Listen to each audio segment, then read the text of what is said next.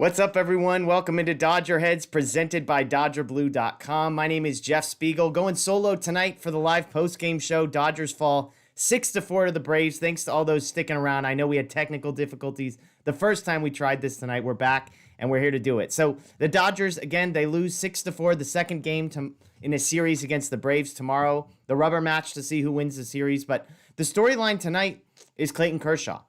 Yes, I know the offense struggled. They mustered just 5 hits and 2 walks against the Braves. This coming off of a night in which they only had 4 hits last night.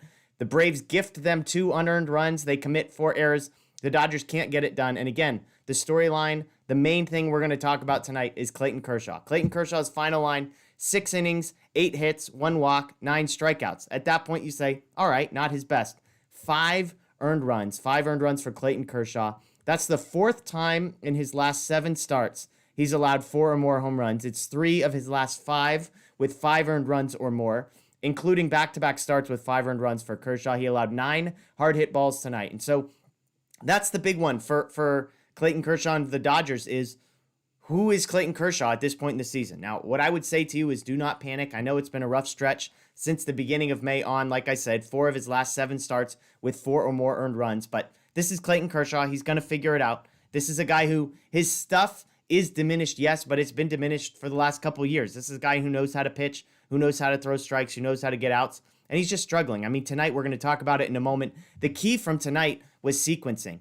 In some ways, it was a little bit of bad luck, but at the end of the day, it was one bad inning in which he allowed 5 straight guys to reach base, I believe, with 2 outs. He allowed the number 7 hitter to get on to prolong that inning. And so we'll break all that down in just a moment. Thanks again for those joining us, just tuning in on YouTube, Facebook, or Periscope, or Twitter. We appreciate you. I'm solo tonight, so I need your help, okay? In the comments below, throw some questions at me. We're going to talk player of the game here in a little bit, but let's break down how we got to a 6-4 loss for the Dodgers. The reality is the Dodgers opened the scoring in the first inning, jump out to a 1-0 lead. This was one of the gifted runs. A hit by pitch, reach on an error, fielder's choice, an error in the pickoff throw to start the game. Dodgers go up 1-0. Mookie Betts scores again after reaching on a hit by pitch. 2 errors move him around. With a runner at second base, though, they can't convert. Chris Taylor lines out. We'll talk about him in a little bit. Matt Beatty pops out. Dodgers get out of the inning with just 1 run. They take that lead into the bottom of the 3rd. This is when the sequencing became a big deal. So the number 7 hitter, Heredia, reaches for the Braves.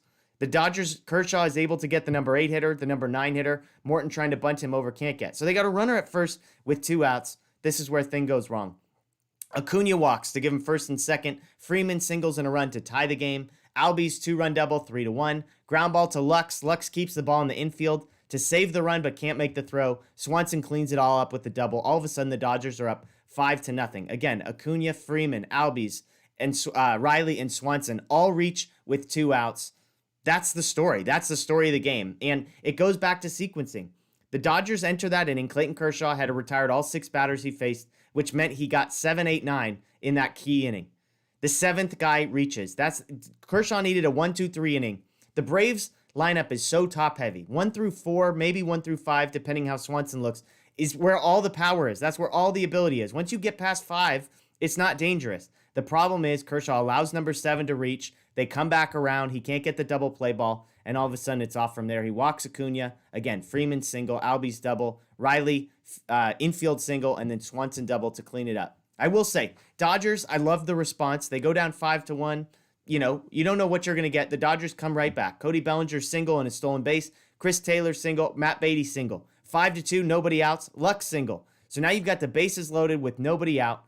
Zach McKinstry due up. Big moment in the game. He grounds into a double play. Does score a run, but it's 5-3. Barnes reaches on an error from Swanson. They're gifted another run, 5-4. And then Clayton Kershaw comes up. And so this is kind of the story of the game, right?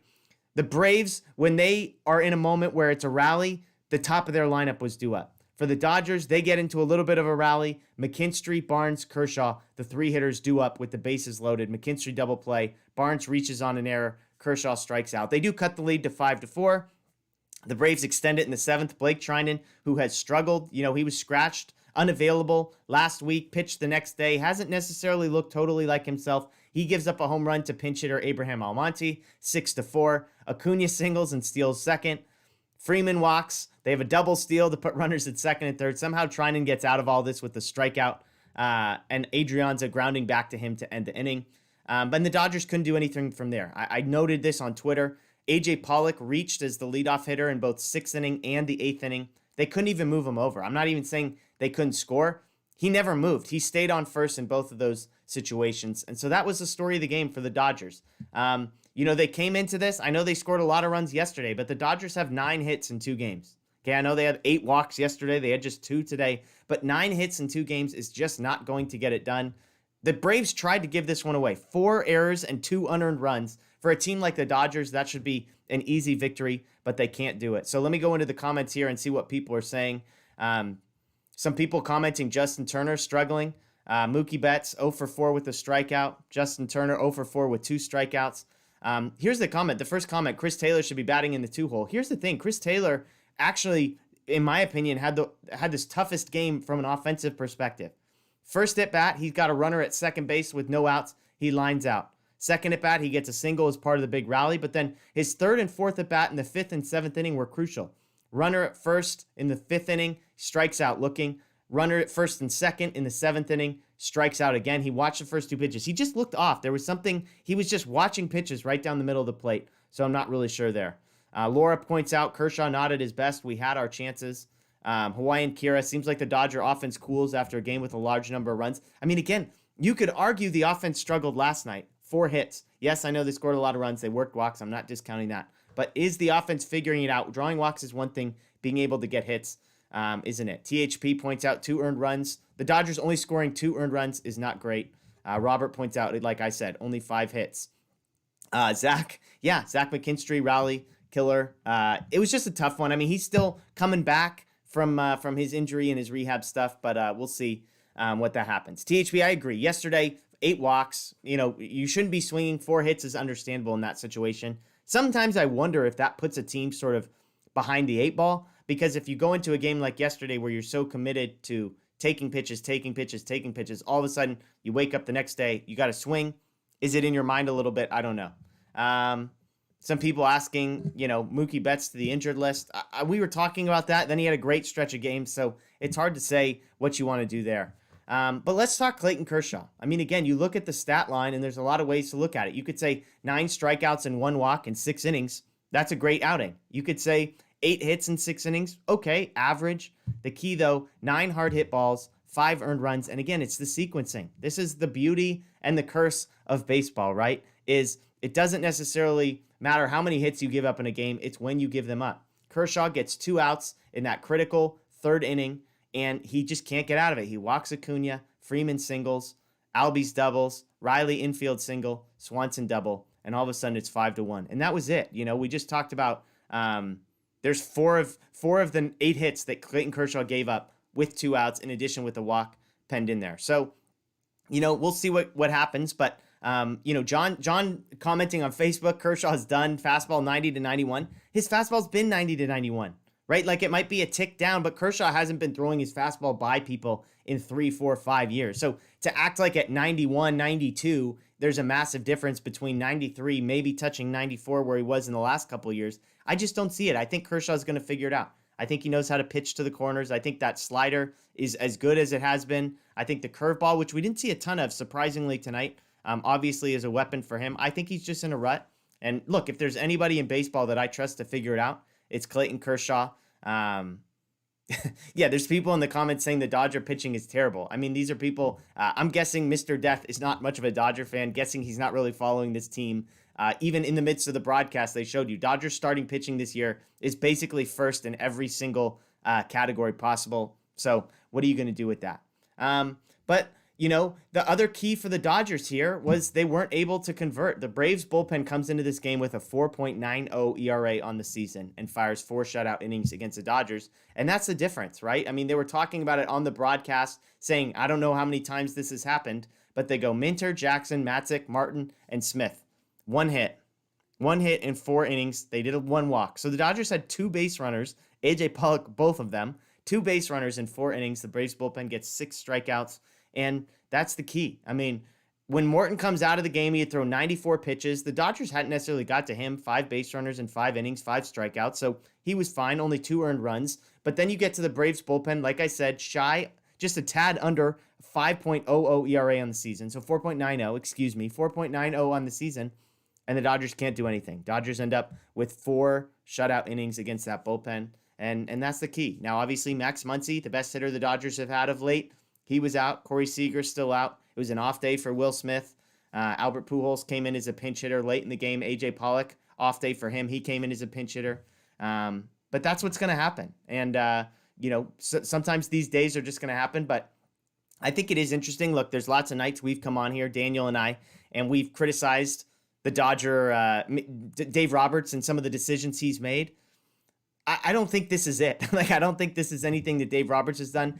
I've questioned at times, okay, if Austin Barnes is going to play every time that Clayton Kershaw pitches, fine, I get it. But, maybe A.J. Pollock has to be in the game on those days. Maybe you sort of put your best lineup around him. Matt Beatty played today. Zach McKinstry played today. That's my only question. I know they like Pollock more against lefties than they do against righties, I think. But I don't know. I mean, again, I'm not going to put this one on Dave Roberts. It was just a little bit of misfortune for Clayton Kershaw, not his best, and the Braves took advantage of it. And then on the other hand, the Dodger offense just couldn't get it done. So let's go to player of the game for the Dodgers. If you're following along on Twitter, on YouTube, on Facebook, throw in there who you've got as your player of the game. Not a ton of choices here. On the pitching side, Phil Bickford, the only guy who probably feels good about the way he played tonight on the pitching side. And then really, my pick for player of the game is probably Cody Bellinger. He's the only guy to reach base twice. I guess A.J. Pollock reached base twice. Cody Bellinger was the only starter to reach base twice. So I guess I got to go for him. He's 1 for 3 with a walk. Did score a run. But yeah, I mean, I guess A.J. Pollock, he was 1 for 1. But yeah, not a lot to choose from in there. I don't even see any suggestions. We've got Kershaw not good, Chris Taylor not good, Mookie not good, Justin Taylor not good. Deborah points out AJ got on base twice. He did get on base twice. So AJ Pollock was sort of the other exception. He had a hit by pitch. That was what it was. He had a single and a hit by pitch. So I guess when I'm quoting my numbers up there of 5 hits and 2 walks, we've got to add, I believe the Dodgers had 2 hit by pitch as well. So factor that in to the metric there. But yeah, I mean, no extra base hits is the other piece. Even when I say 5 hits, they're all singles. Bellinger had 1, Taylor had 1, Beatty had 1, Lux had 1. Who am I missing? Bellinger, Taylor, Beatty, Lux, and Pollock. There you go. Those are your 5 singles for the Dodgers, and it's just not going to get it done.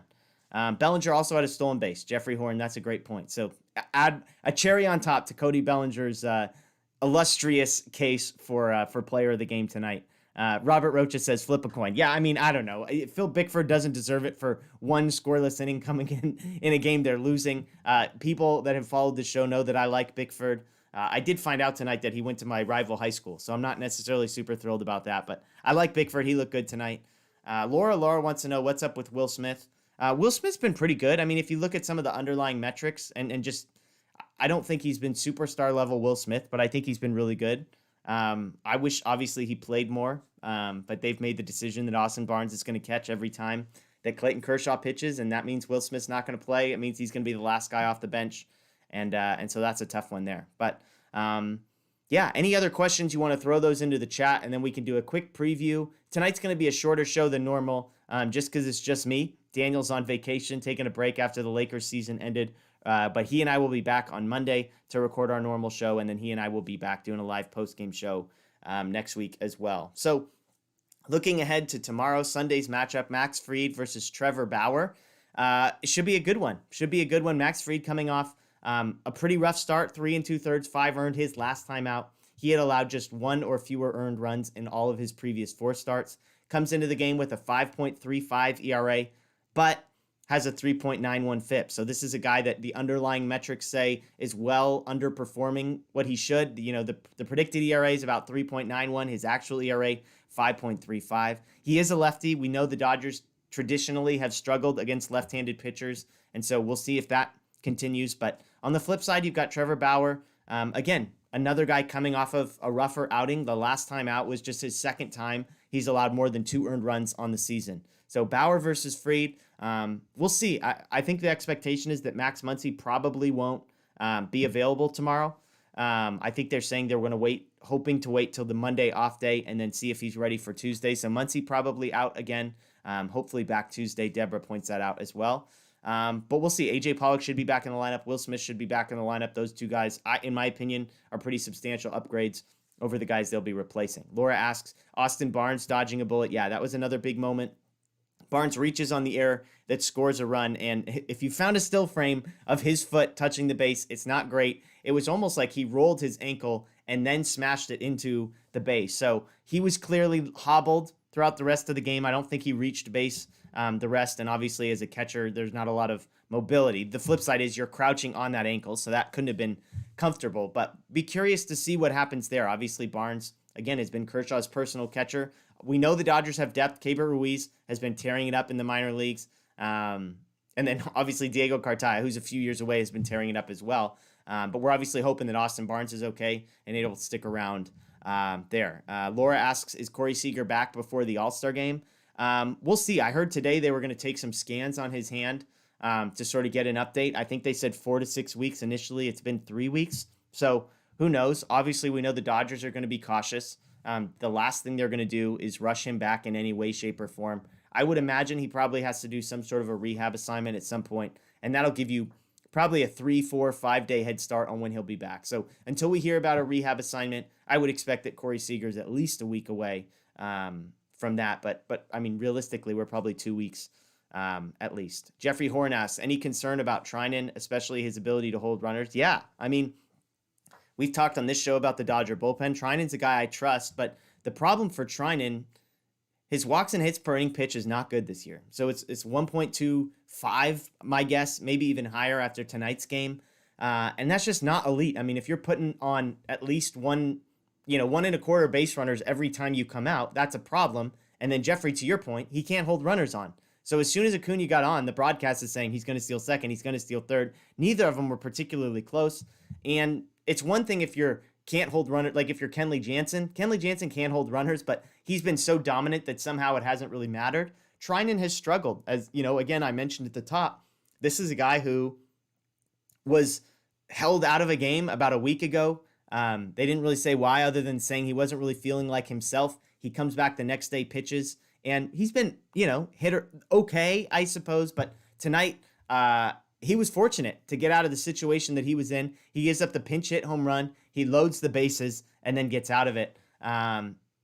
Allows Acuna to steal second and third. Freeman advances to second on the double steal as well. And so that's a tough one. I am concerned about Treinen. I think the stuff is nasty, yes, but the results have been a little underwhelming. Now, the flip side is I was looking at his StatCast because I was like, man, I wonder if his expected ERA and that kind of stuff is rough. It's all really good. It's all like 95th percentile. So the surface level numbers, like walks and hits per inning pitch, not that great.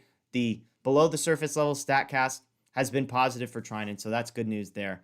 Robert says, surprised at Treinen being so ineffective. Yeah, I'm with you. Wasn't his night. Cornbread says, wasn't his night, but luckily he got out of it. That's the key. I mean, and that's the thing, right?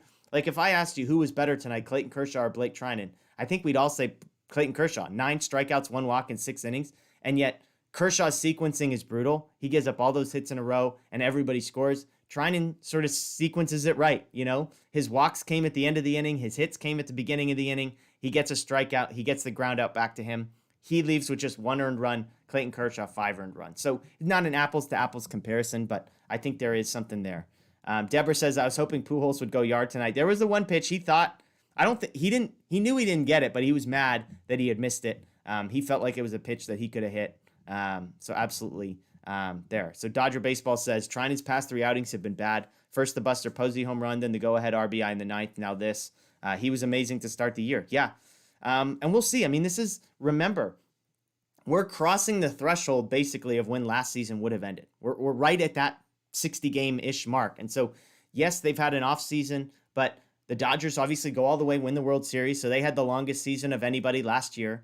The weird off season, they're trying to figure it out. So I wouldn't be surprised if some of these, even Justin Turner struggling a little bit, Mookie Betts struggling a little bit, Blake Treinen struggling a little bit. I wonder if some of that is just allowing, you sort of getting your legs under you, struggling through this a little bit, hoping you pop up on the other end. Paul Vaughn says Treinen looks tired.